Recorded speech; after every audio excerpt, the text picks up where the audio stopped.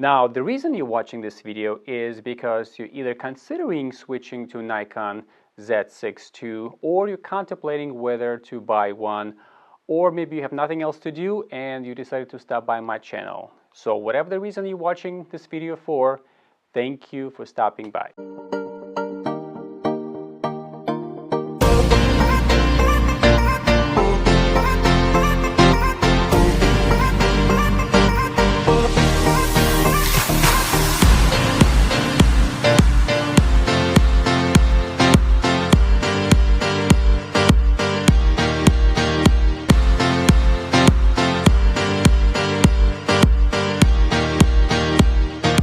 I'm going to explain how I set up my camera specifically for portrait and wedding photography, from portrait and wedding photography standpoint. I'm coming from that background, so that's why I'm going to be focusing on that specifically here. And then at the end of this video, I'm also going to talk about some video features that this camera has, which you might be pleasantly surprised to hear about. Now, this is not the perfect way to set up a camera. Everybody has a different needs. Somebody is a landscape photographer, somebody is a sports and wildlife photographer, which might have a little bit different features. But what I'm going to focus here specifically is for portrait. And just to spoiler alert, this camera is amazing for portraits. Now, when you open the camera out of the box, this is what you're going to have. The camera actually comes in with the small clips to be able to support your cables in case it gets pulled by accident. And you have a battery, you have a camera strap, you know, all these little details. Now, I'm shooting this video specifically for those who want to know. It's a Nikon D500, which is a crop sensor camera, which is phenomenal for sports and wildlife photography. Along with the Sigma 18 to 35 millimeters. And what I decided to do, instead of using something like a Ninja 5 monitor, I'm using this gigantic external monitor, 55-inch, so hopefully you guys can follow along. Go ahead and grab a cup of coffee and maybe note a pen and paper, and we can follow along. Now, along with me here is my partner, who shall remain nameless, because I'm going to demonstrate later on how the eye and face autofocus works along with this one. So when you open the camera, let's start with the playback menu. Here, for the most part, I don't have many changes as far as when it comes to default.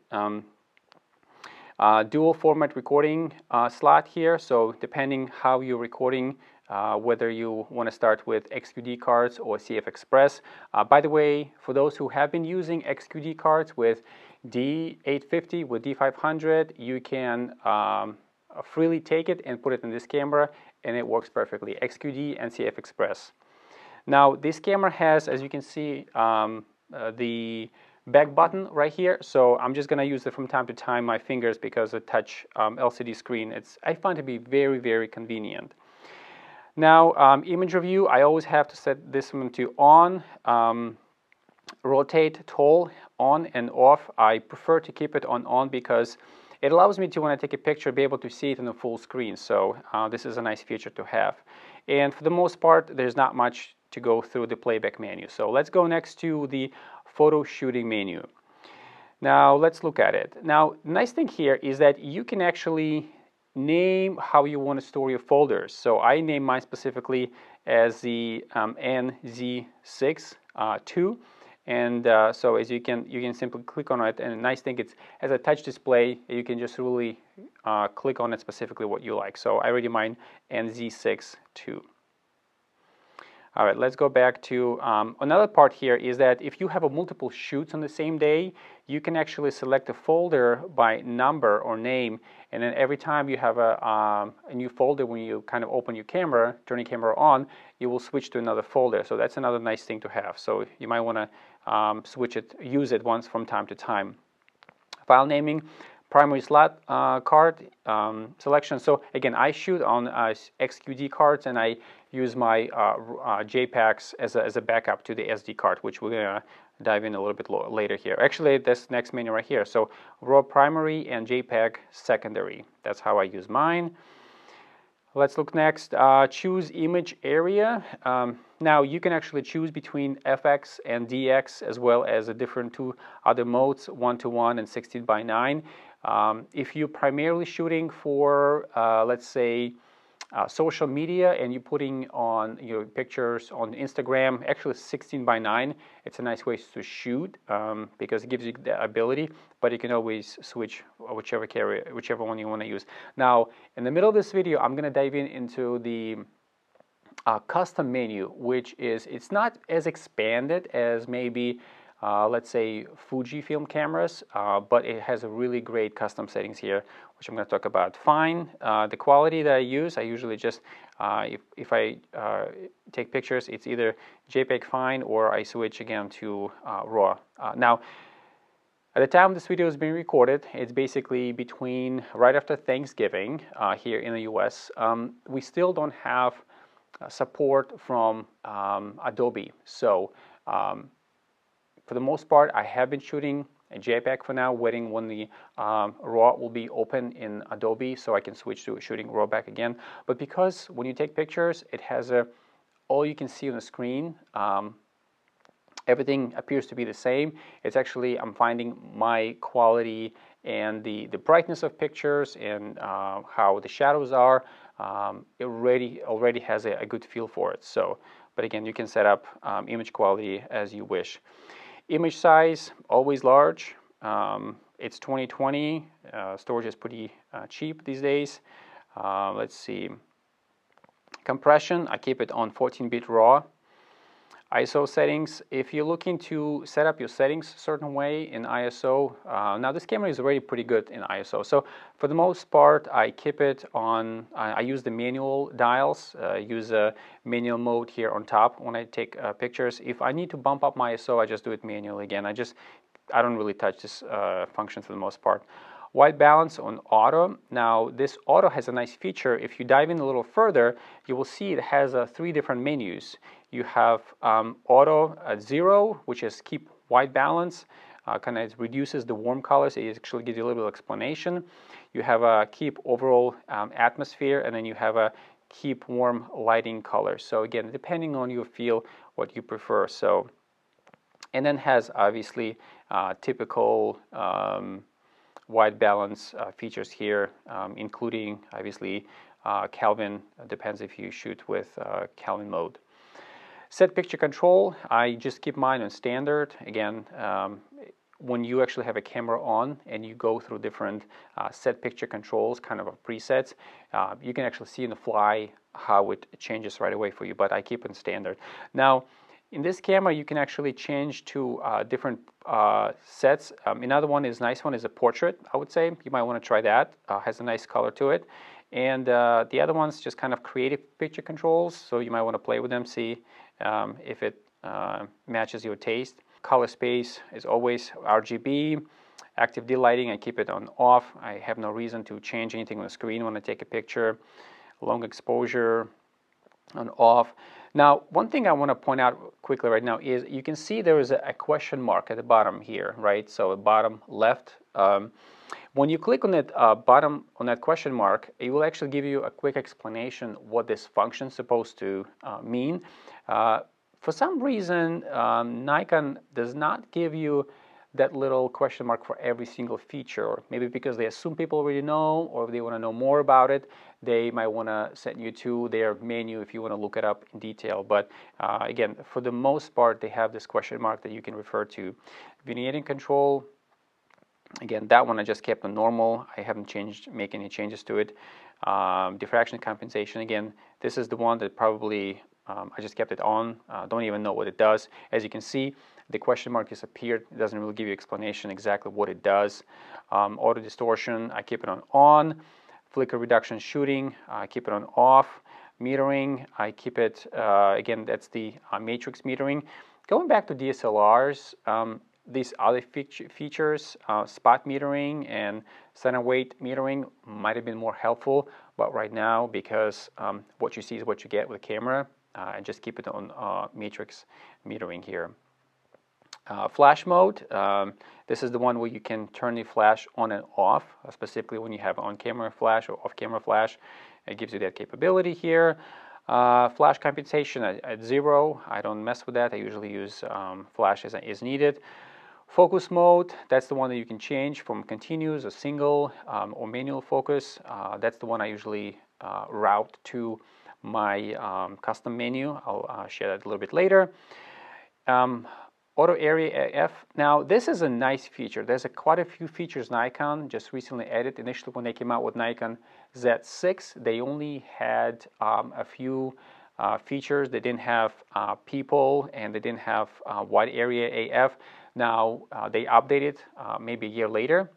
With Nikon Z6II, they already have this built in, and again, some of these features are pretty amazing for photo and video. I was really blown away coming from DSLR era. I know that Sony had it for a while, and as well Canon has a dual pixel autofocus, which is great. So, but now Nikon is just pretty much right there too. Vibration reduction, that's if you have cameras that don't have image stabilization built in, or maybe vibration reduction, specifically for Nikon models. If you're shooting sports, you might want to use the sports function, again, to help you with stabilize your lenses a little bit better. Auto bracketing, I kept it on default. Multiple exposures, I don't really use that for the most part. If you're into that, you might want to dive into this menu. HDR, I don't do a whole lot of HDRs either. Interval timer shooting. If you're doing some movies, and actually has a very nice and very simple way to explain how to do interval timing here. Great to do this one, so you might want to consider. But again, because I don't use it a whole lot, it's not function that helps me. Again, a time lapse, another one you can dive in if you're into time lapse and doing some as it maybe B-roll for video editing. That's great. Focus shifting, focus shift shooting, I keep it on off default, and a silent photography. This one is awesome. Now, again, I route this one to my custom menu.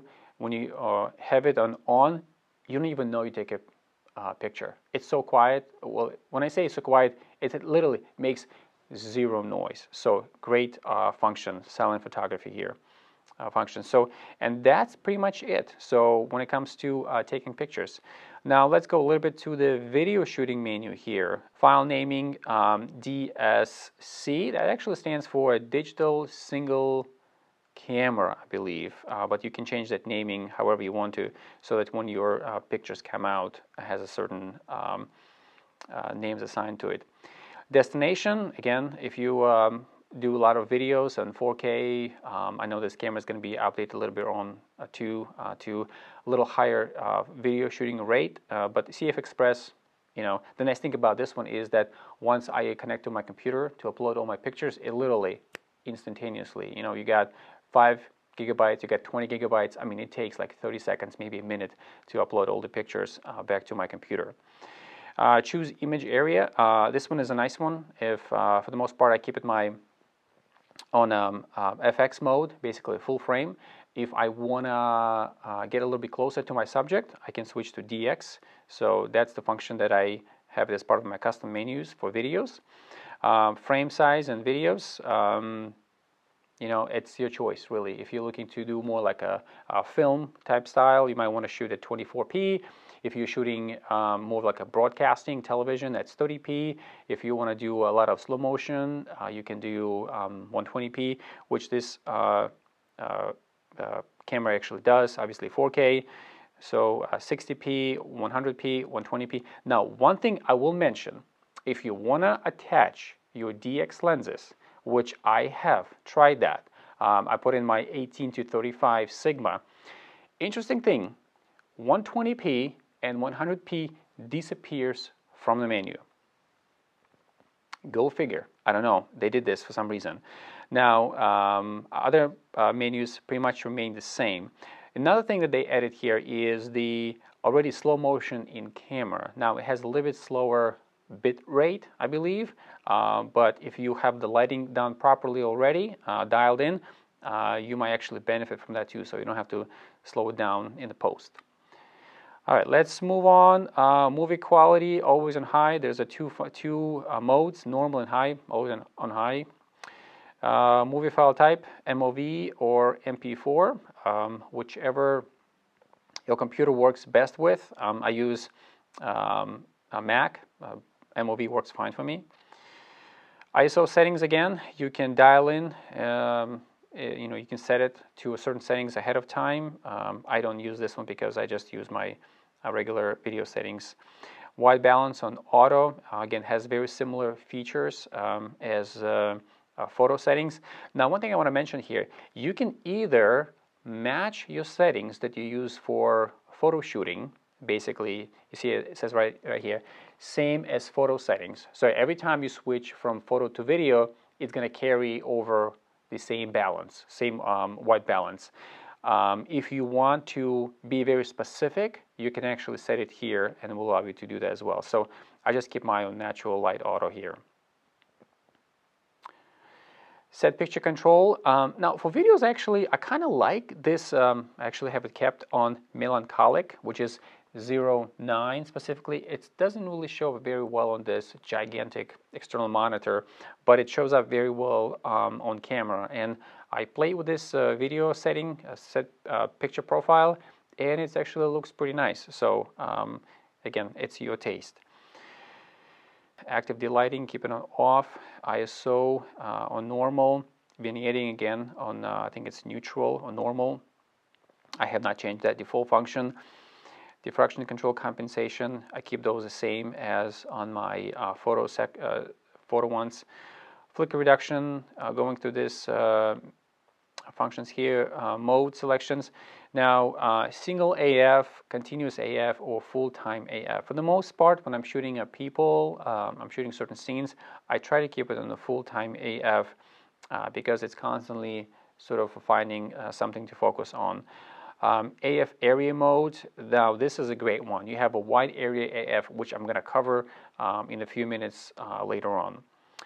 Vibration reduction makes a big difference, I would say. Makes a big difference, vibration reduction for video. I have noticed, and allows me to have a much smoother shot.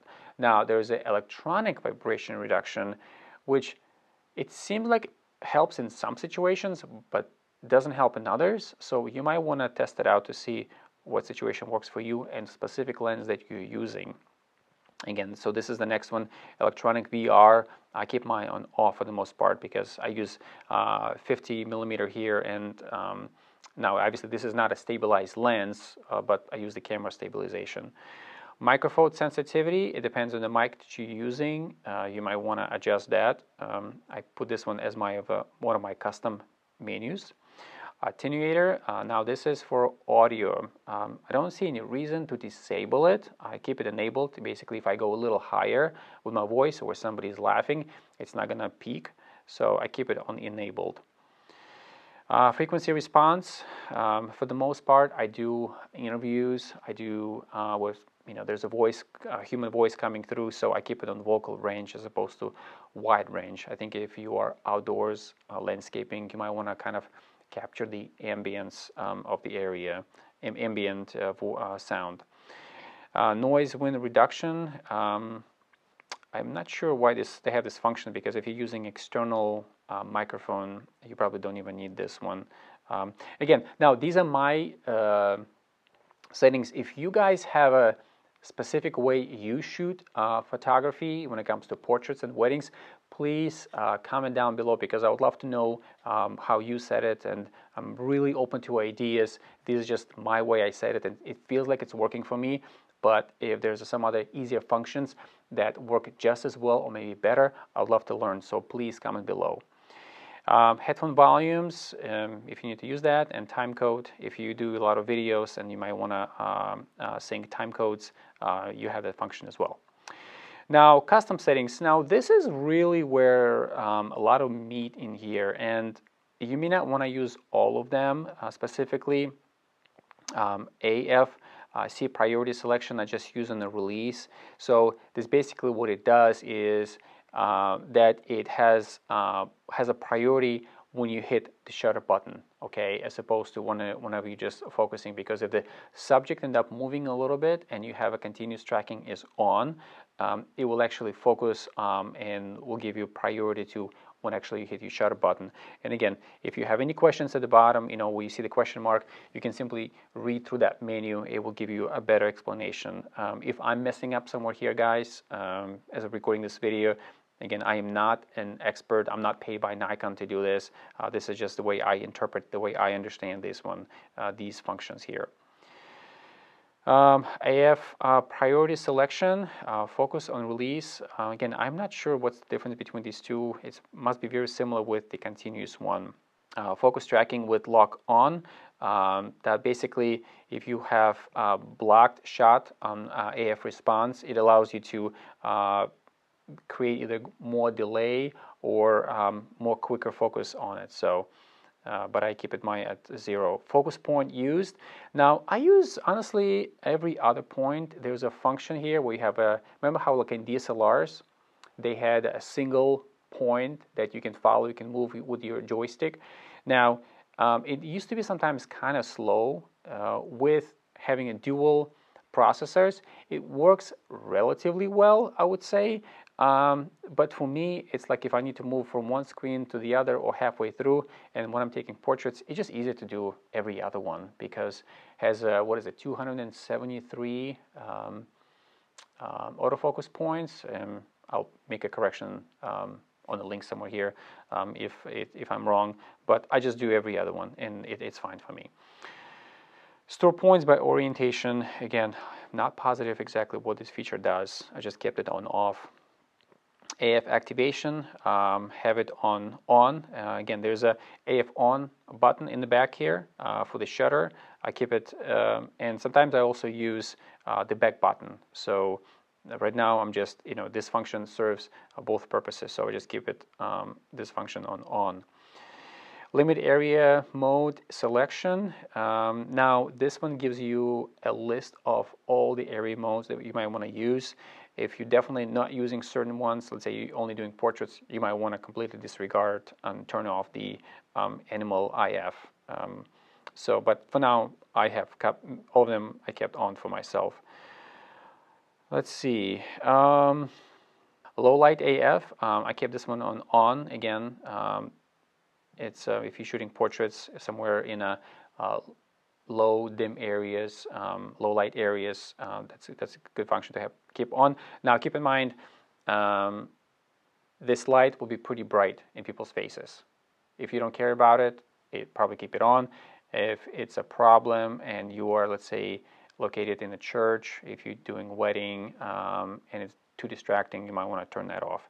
Again, so many functions up here. Sometimes I wonder, what do you do with all these functions? But again, you might want to go through them at least once to record everything.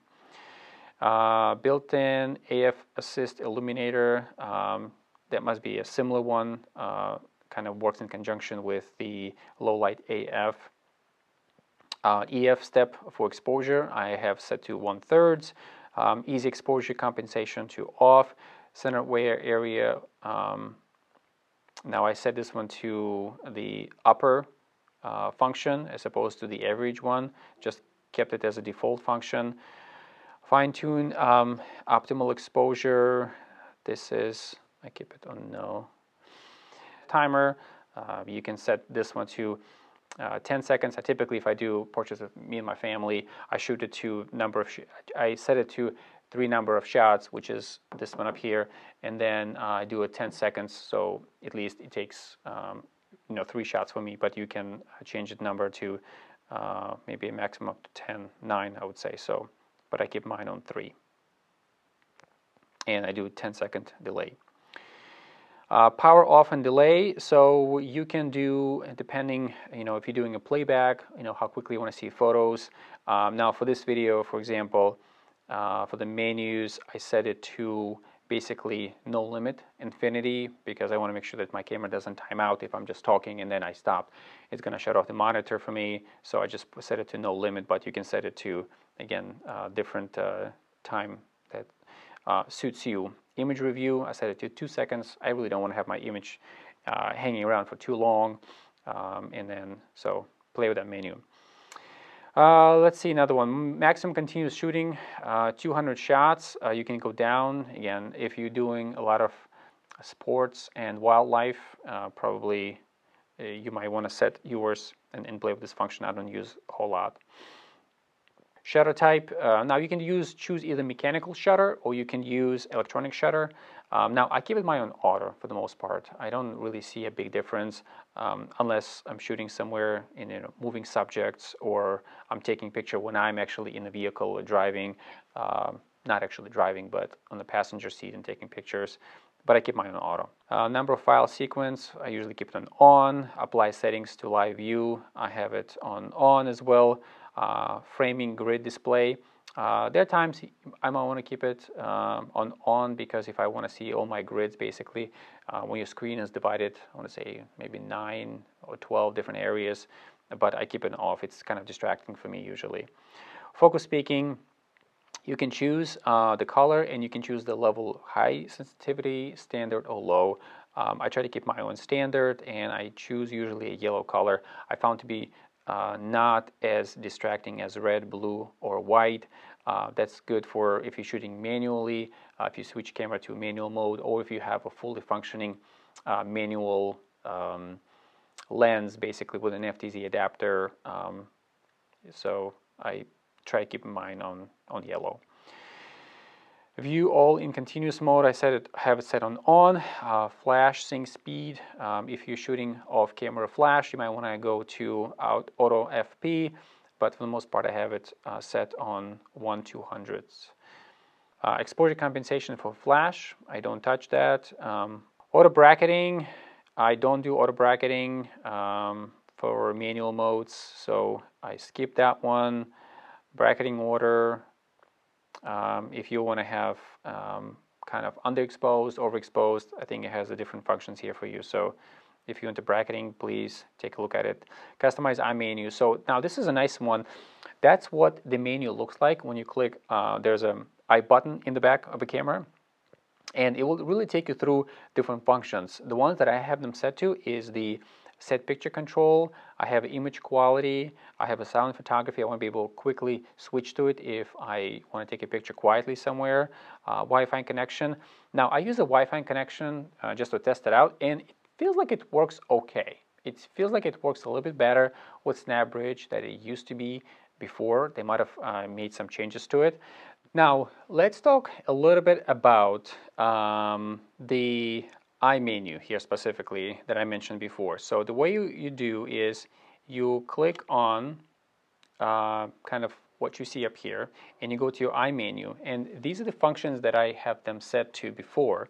Let me lower my exposure so that on the screen you can see better. As far as, let me put my ISO a little lower. There we go.